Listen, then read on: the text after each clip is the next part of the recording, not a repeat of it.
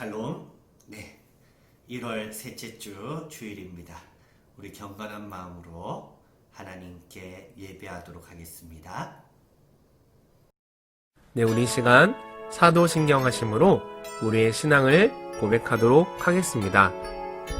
나는 전능하신 아버지 하나님, 천지의 창조주를 믿습니다. 나는 그의 유일하신 아들, 우리 주 예수 그리스도를 믿습니다. 그는 성령으로 잉태되어 동정녀 마리아에게서 나시고 본디오 빌라도에게 고난을 받아 십자가에 못 박혀 죽으시고 장사된 지 사흘 만에 죽은 자 가운데서 다시 살아나셨으며 하늘에 오르시어 전능하신 아버지 하나님 우편에 앉아 계시다가 거기로부터 살아있는 자와 죽은 자를 심판하러 오십니다. 나는 성령을 믿으며 거룩한 공교회와 성도의 교제와 죄를 용서받는 것과 몸의 부활과 영생을 믿습니다. 아멘.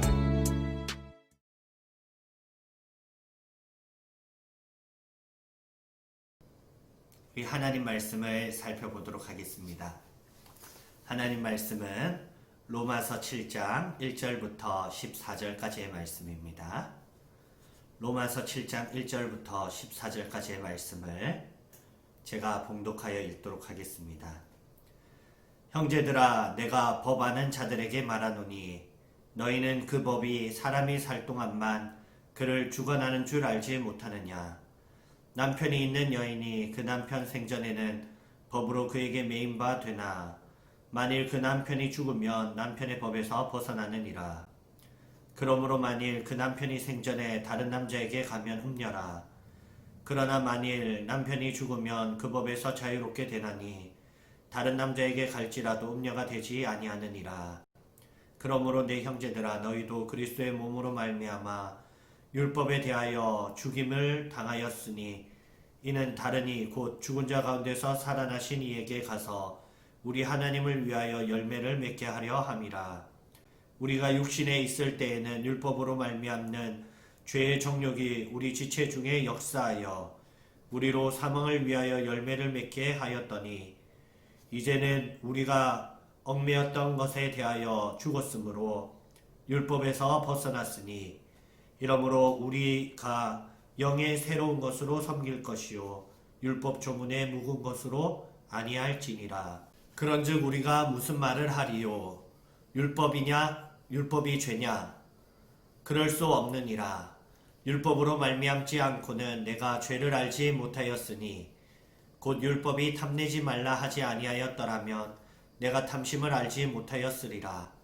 그러나 죄가 기회를 타서 계명으로 말미암아 내 속에서 온갖 탐심을 이루었나니 이는 율법이 없으면 죄가 죽은 것임이라. 전에 율법을 깨닫지 못할 때에는 내가 살았더니 계명이 이름에 죄는 살아나고 나는 죽었도다. 생명에 이르게 할 그 계명이 내게 대하여 도리어 사망에 이르게 하는 것이 되었도다. 죄가 기회를 타서 계명으로 말미암아 나를 속이고 그것으로 나를 죽였는지라. 이로 보건대 율법은 거룩하고 계명도 거룩하고 의로우며 선하도다. 그런즉 선한 것이 내게 사망이 되었느냐? 그럴 수 없느니라. 오직 죄가 죄로 드러나기 위하여 선한 그것으로 말미암아 나를 죽게 만들었으니 이는 계명으로 말미암아 죄로 심히 죄되게 하려 하심이라. 우리가 율법은 신령한 줄 알거니와 나는 육신에 속하여 죄 아래에 팔렸도다. 아멘. 할렐루야. 네, 벌써 1월 셋째 주일입니다. 코로나 바이러스로 말미암아서 우리가 계속 동영상 예배를 드리고 있는데 지금 조금 코로나 바이러스가 나아졌지만은 아직도 우리 부산과 남구는 심각한 수준이라고 해서 부산이 지금 10% 자석수의 10%까지 모임을 허락한다고 합니다. 아직까지는 긴장의 끈과 또 자체적인 방역의 노력을 놓을 수가 없습니다. 우리가 이렇게 코로나 바이러스 때일수록 자신을 돌아보면서 또 자신을 성찰하고 우리가 나의 영적인 모습은 어떠할까 바라봐야 합니다. 나의 영적인 모습을 판별하는 가장 중요한 잣대는 바로 예배를 통해서 알 수 있습니다. 우리가 예배드리는 모습, 예배드리는 태도를 보면 여러분, 죄는 나를 못 속이고 하나님을 못 속이고 마귀를 속일 수 없다고 했어요. 마찬가지로 예배드리는 이 태도도 나를 못 속이고 하나님을 못 속이고 마귀를 속일 수 없습니다. 우리가 가식적으로 위선적으로 드리는 예배, 겉모습만 완벽한 예배, 그렇지만은 겉모습조차도 뒤떨어지는 예배, 그리고 나중에는 겉모습도 예배도 드리지 않는 그러한 모습으로 세속화가 이어져 가는 것입니다. 코로나 바이러스로 말미암아서 우리가 영상으로 예배를 드리게 되었습니다. 그런데 이 영상 예배에 피드백을 받아 보니까 태도가 점점 이렇게 예배 드리는 태도에서 멀어져 가고 있다라는 피드백을 느꼈습니다. 왜냐하면 목사님이 영상으로 말씀하고 있는 이 말씀이 그냥 일반 우리가 유튜브 동영상을 보는 거랑 비슷하고, 뭐 빨리 감기랑 아니면 앞에 더 지나가서 보기, 이걸 굳이 동영상을 다 보는 게 무슨 의미가 있을까? 여러분, 요즘 이렇게 영상의 과다 시대에 이러한 문제들을 우리가 안고 있습니다. 많은 영상을 볼 때에 굳이 이걸 다 볼 수 있을 필요가 있을까 하면서 저도 이런 유튜브를 보면 앞으로 돌려보기 이런 걸 눌리는 습관이 있어요. 그런데 여러분, 예배와 동영상, 일반 동영상을 여러분 스스로가 구분해야 합니다. 그리고 예배드리는 태도와 예배드리는 환경을 여러분 스스로가 세우고 만들어야 하는 것입니다. 지금 오늘 이 말씀에도 보면 법으로 말미암아서 죄를 죄되게 깨달았다라고 얘기하고 있습니다. 로마서 7장은 1절부터 6절이 결론 부분이고 7절부터 14절이 율법의 문제점을 지적하고 있는 부분입니다. 율법은 하나님의 거룩한 것이요 하나님의 선한 것이요 하나님이 우리에게 하지 말라 하신 것을 보여주신 것입니다. 그러나 그 하지 말라는 것이 없었을 때는 나 스스로 깨끗하게 살기 위한 노력들이 있었는데, 하지 말라는 것을 정하자마자 어떤 판단이었냐면, 그래? 그러면 이거는 이렇게 하면 되겠네. 여러분, 법이라는 것은 지난주도 말했지만은 최소한의 법입니다. 우리가 그 법을 생각할 때에 이 율법으로는 결코 죄를 극복할 수 없는 이유 무엇입니까? 그러면 나는 이렇게 할 거야. 꼭 내가 이번 연도에는 이렇게 해야겠어. 그러면 나는 이렇게라도 하지 말아야겠어. 이렇게 우리가 얘기를 할 때에 그 앞에 붙이는 단어가 있습니다. 최소한 이렇게 해야지. 최소한 꼭 이거는 이루고 말 거야. 최소한 꼭 이거는 하지 말자. 여러분, 최소한이라는 이 최대의 나의 삶이 아니라 최소한 이룰 수 있는 삶이 법적인 삶이에요. 법이라는 것은 이와 같이 큰 약점을 지니고 있습니다. 최소한의 선을 추구하는 약점. 그리고 최대의 악을 막는 거예요. 작은 악들은 다 용인해 줍니다. 내 속에 품고 있는 나쁜 생각들, 내 속에 품고 있는 음란한 생각들, 내 속에 품고 있는 거짓, 내 속에 품고 있는 모든 잘못된 계획과 도모, 심지어는 나 저놈 죽여버리고 싶어, 이런 마음까지도 법은 처단하지 않습니다. 그렇지만은 거대한 것, 드러나서 이것을 처벌하지 않으면 안 되는 수준의 거대한 것들만 추구합니다. 즉 최대의 악을 막는 것이 법의 기능이고 최소한의 선을 추구하는 것이 법의 기능이다. 이 율법도 마찬가지예요. 율법으로 말미암아 우리가 마땅히 할 바를 가르쳐 주었더니 그 율법을 글자 그대로 지키는 죄를 범하게 된 것입니다. 하나님께서 내 이웃의 아내를 탐하지 말라. 그랬을 때 이러한 방법도 있었구나. 이러한 죄도 있었구나. 여러분, 죄를 점점 더 깨달아 가기도 하고 또 그것을 교묘하게 죄 아닌 척 내 속에 품기도 하고, 여러분, 마음으로부터 생각으로부터 그의 영혼이 죄로 말미암아 물들어가고 있는데 율법적으로는 문제가 없는 삶을 살 수 있어요. 즉 율법을 지키면서도 죄를 함께 범할 수도 있다라는 것입니다. 율법을 지키면서도 내 속에서 죄가 자라갈 수 있다라는 것, 그 문제 때문에 율법으로는 결코 죄를 극복할 수가 없는 것입니다. 율법의 기회를 틈타서 죄가 율법의 기회를 틈타서 우리에게 들어왔다. 여러분, 이 땅의 법을 잘 지킨다라는 것, 그리고 그 법을 편법 아니게 사용한다라는 것, 그게 이 땅을 사는 법적인 지혜라고 얘기를 하고 있습니다. 여러분, 지금 또 부동산 규제를 위해서 이러한 방법을 하면 이러한 다른 방법으로 그 규제를 비껴나가고, 또 이러한 제도를 만들면 그래? 또 다른 지혜로운 방법들이 나와요. 그런데 문제는 뭐냐면 그 부동산 정책을 했을 때 양도세를 이만큼 내라는 것을 다른 방법으로 요리조리 피해가는 이 모습이 편법이 아니다라는 것입니다. 그것 또한 법이 정해놓은 또 다른 방법이에요. 마찬가지로 율법이 이것을 하지 마라, 저것을 하지 마라 우리에게 얘기했을 때 우리가 하나님 앞에서 거룩하게 살도록 최대한의 노력을 하겠습니다가 아니라 이것들 피해서 그러면 이렇게 하면 되겠네, 저것들 피해서 이렇게 하면 되겠네. 우리 속에 엄청난 죄에 대한 타협과 죄에 대해서 잔머리를 너무나도 많이 굴리게 된다라는 것입니다. 그러면 이 율법에서 해방되지 않는 한 죄에서도 해방되지 않는다고 하였습니다.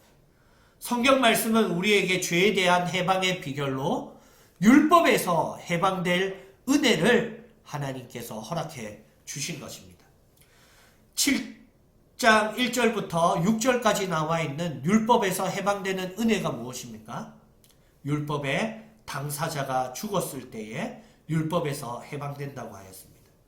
이스라엘 백성들은 율법을 잘 지켜야 된다라는 증표로 이 깃에 술을 단다고 했어요.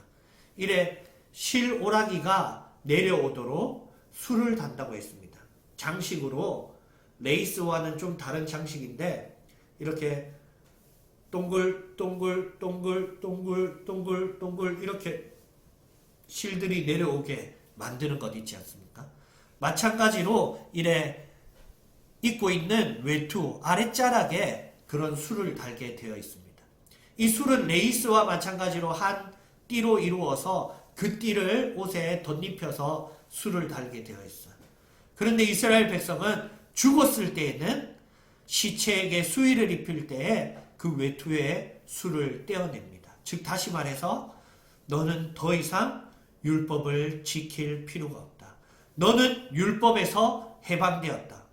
즉 죽기 전까지는 율법에 매인바 되었다가 죽으면 율법에서 해방된다라는 것입니다.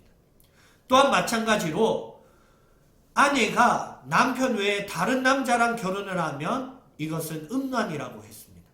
그러나 그 법이 정하고 있는 남편이 죽었을 때에는 남편의 율법으로부터 자유롭게 해방되어서 다른 남자랑 결혼하여도 하나님의 법을 어긴 것이 아니요 재혼한 그것을 인정하고 허락한다라는 것입니다. 마찬가지로 누군가가 죽어야지만 이 율법으로부터 해방이 있을 수가 있습니다. 예수 그리스도는 이 율법의 해방, 죄의 사함을 위하여서 십자가에 돌아가 주셨습니다. 예수 그리스도의 죽으심으로 말미암아 우리는 율법에서부터 해방되었고 이제 생명의 열매를 맺을 수 있게 된 것입니다. 죄는 우리의 인생이 아무리 노력해도 사망을 위하여서 열매 맺도록 인도하고 있지만 이 율법도 마찬가지입니다. 아무리 노력해도 죄를 지을 수밖에 없고 사망에 이르는 열매를 맺게끔 한다 하였습니다. 그러나 예수 그리스도 안에서 예수 그리스도 가운데에서 생명에 속한 열매를 맺게 하시는 길을 열었다고 하였습니다. 그게 무엇입니까? 아, 그래? 나는 그러면 여기까지만 하면 되겠다. 여러분, 우리 그리스도인 또 이 세상 또 강력하게 강조하고 있는 게 있습니다. 니는 네 역할만 하면 돼. 여러분, 그 이상의 것을 하는 것을 오버라는 단어, 너무 오버하지 마라. 너는 여기까지만 하면 된다라고 얘기를 하고 있습니다. 그게 철저히 율법적인 삶을 강조하는 단어 중에 하나입니다. 그러나 그리스도는 무엇이라고 하였습니까? 우리가 영의 새로운 것으로 섬길 것이요.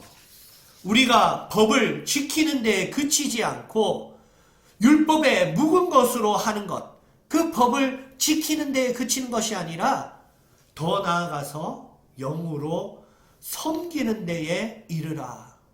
여러분, 하나님께서 우리에게 섬기는 데에 나아가라고 하였습니다. 그 섬김이라는 것은 그 마음부터가 진정한 것입니다. 내가 법을 지키는 이유는 지키라니까 지킨다. 더럽고 치사해서 내가 지킨다. 똑같은 것입니다. 아, 이 법은 정말 위대한 법이기 때문에 지킨다나, 아이고 더럽고 치사해서 지킨다나 똑같은 거예요. 그렇지만은 섬긴다라는 것은 마음과 그리고 실천을 동시에 선하게 가져야 하는 것입니다. 마음은 악하면서도 법은 지킬 수 있지만은 마음을 선하게 먹고 선한 섬김을 할 수밖에 없도록, 마음을 악하게 먹고는 섬길 수 없도록 한 것입니다. 우리는 새로운 영으로 말미암아 예수 그리스도의 영으로 말미암아 섬기는 데에 나아갈지니라. 먼저는 하나님을 예배함으로 섬겨야 합니다. 하나님께 예배함에 있어서 더럽고 치사해서 예배한다는 없습니다. 하나님을 섬기기 때문에 그 마음 또한 하나님을 사랑하고 하나님을 존경하고 하나님을 공경하는 마음으로 예배해야 하는 것입니다. 또한 마찬가지로 이웃에 대하여 세상에 대하여서 내가 마땅히 행해야 할 섬김의 자세를 이루어야 하는 것입니다. 교회가 국가의 방역 지침을 받았을 때 더럽고 치사해서 너희 뜻대로 해준다라는 마음으로 세상에 대하여서 반응하는 것이 아니라 세상에 대하여서도 교회가 마땅히 행해야 하는 섬김의 자세로 행하여야 한다는 것입니다. 이것이 바로 예수 그리스도 안에 속한 율법의 해방을 겪은 자의 새로운 삶의 자유인 것입니다. 우리는 그리스도 안에서 섬김을 마음껏 누리는 자가 되기를 주님의 이름으로 축복합니다. 그리스도 안에서 우리가 율법을 지키는 데에 머무는 것이 아니라 이 세상에 대하여서 내 자리를 지키는 데에 머무는 것이 아니라 나를 통하여서 행할 수 있는 하나님의 빛된 삶들, 소금의 역할들을 잘 감당하는 우리 청년이 되시기를 주님의 이름으로 축복합니다. 우리 말씀을 생각하시면서 함께 기도하였으면 좋겠습니다. 기도하시겠습니다. 하나님 아버지, 감사를 드립니다. 우리가 세상을 대하여서, 우리의 삶을 대하여서, 또 하나님을 대하여서 내가 지켜야 할 성까지만 지키는 자가 아니라 하나님께서 우리에게 베푸신 그 은혜를 따라서, 무한하신 그 사랑을 따라서, 예수 그리스도의 십자가와 죽음의 은혜를 따라서 이제는 율법의 얽매인 자가 아니요 율법에서 해방된 자로서 마음껏 내가 베풀고자 하는 선을 베풀고 마음껏 섬기고자 하는 섬김을 섬겨나가는 복된 우리 교회가 다 되게 하여 주시옵소서. 주여, 우리 청년들의 마음을 주장하여 주시옵소서. 세상을 향한 피해 의식이 아니라 하나님을 향한 거룩한 마음을 품게 하여 주시옵소서.